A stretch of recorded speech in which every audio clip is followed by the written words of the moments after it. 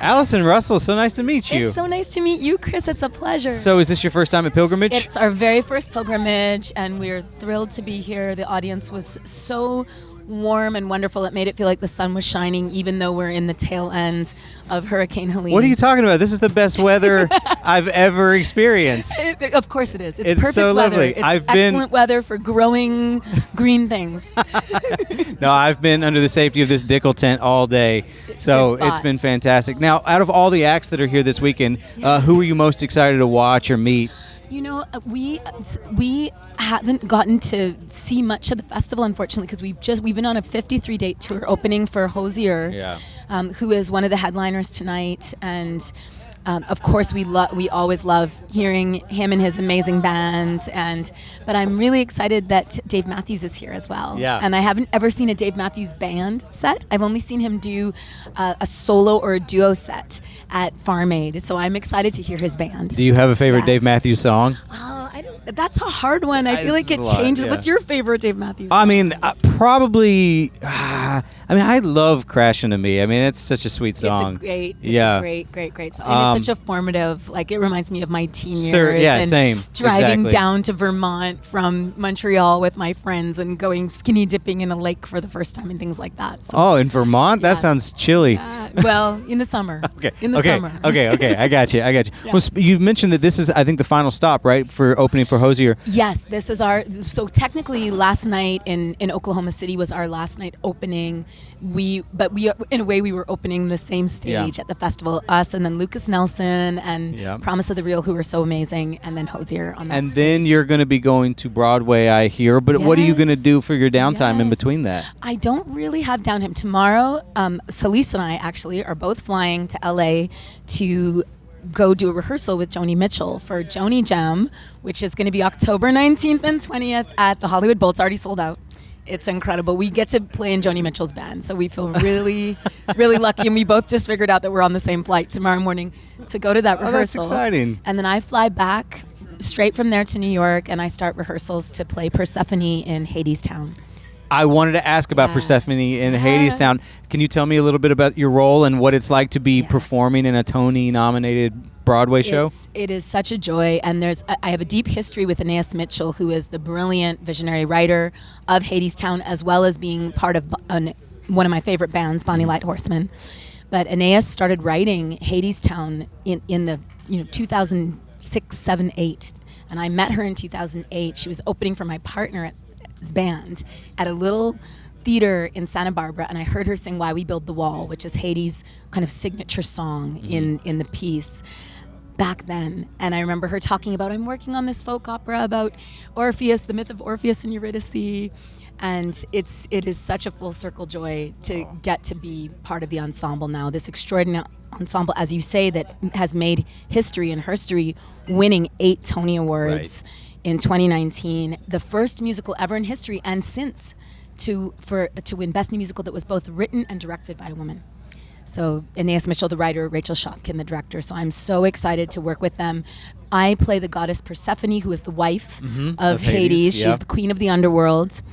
That's a pretty sweet gig. Yeah, she's an outdoor girl who spends 6 months of the year in the sunlight above, and she and Hades have become estranged, and so there's the kind of parallel couples, and they each kind of represent hope and doubt in their ways. So Hades is doubt, Persephone is hope in a sense, Eurydice is doubt, Orpheus is hope, in these kind of parallel couples, and we're the older couple, they're the younger couple. And of course, Hades is the kind of the tyrant of the piece in a sense. That's so and cool. I'm married to him, and anyway, I'm very, very excited to play this iconic goddess.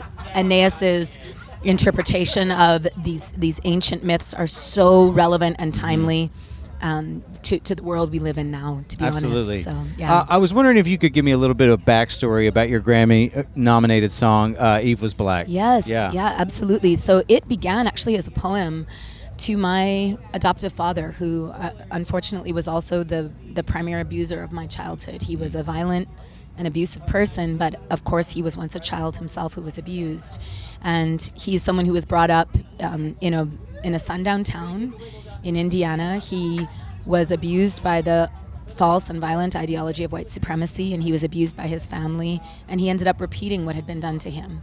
And for many years I sort of believed the lies he told me, and it took a long time to sort of deprogram and decolonize my own mind. But I'm a mother now myself, and part of my journey has been one of understanding that he too was just a child who was harmed, right, and finding forgiveness thereby. And forgiveness really, I think, is what liberates us from these cycles of harm, of violence, of vengeance, of silence. Right. And forgiveness doesn't mean to condone those things. It doesn't mean to condone the harm, but it does mean to have compassion for the ones who cause harm. And to understand that hurt people hurt people. Hurt people hurt people, exactly. Yeah. And if we don't want to repeat it, we have to break that stop cycle. it. We have to break the cycle. And so that's where the words to it came from. The music was called forth. Actually, I got invited to be part of Songs of Change with the Nashville Ballet a couple of years ago, and I got paired up with an incredible choreographer called Kevin Thomas, who runs an amazing integrated, very inclusive dance company in Memphis called Collage Dance. And so I wrote the music to the poem for these dancers, and Sister Strings came and helped me with the string arrangement, and we ended up recording it on my album The Returner. And it's the whole Rainbow Coalition on there, including Wendy Melvoin and Lisa Coleman from Prince's band The Revolution came and played this song with us. Sister Strings, Megan Coleman on the drums, Meg McCormick on guitar. Only because you brought it up earlier, but has Joni Mitchell heard it? Yes, she has. I played it in her living room. What? I played this song. Sister Strings and I played this song for Joni Mitchell and Annie Lennox and Brandi Carlile in Joni Mitchell's living room at one of our first Joni Jam rehearsals, and I'll never get over it. And Annie and Joni liked the song, and that was even better than a Grammy to me, although we're thrilled about the Grammy as well. Yeah. That is so wild. Yeah. Okay, last question for you. Okay. Who is one artist that you absolutely love that you think audiences should hear more from? I think everyone needs to know about Denisha. Do y'all know about Denisha? I do not. Denisha and Sister Strings. Everybody needs to know about them, and they are the pride and joy of Nashville, Tennessee. Now, Sister Strings originally from Milwaukee, Denisha originally from Denver, Colorado, and they are brilliant, impossible to pigeonhole, multi-instrumentalists, songwriters, beautiful people, and I want everyone to know about Denisha and Sister Strings. Okay, well now they know. Yeah. Thank you so much for your time, Thank Allison. you It's so nice to much. meet you. Thank you.